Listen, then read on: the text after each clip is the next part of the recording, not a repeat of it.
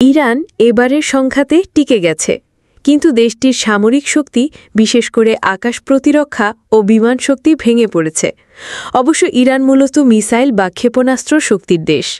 সে তুলনায় এর বিমান প্রযুক্তিকে সেকেলে মনে করা হয়।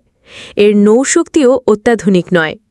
এছাড়া আকাশ প্রতিরক্ষা ব্যবস্থায় আধুনিক প্রযুক্তি না থাকায় দেশটি তার আকাশ রক্ষা করতে পারেনি। ফলে লড়াইয়ের শুরুতেই ইরানের আকাশ দখল করে নেয় ইসরায়েল।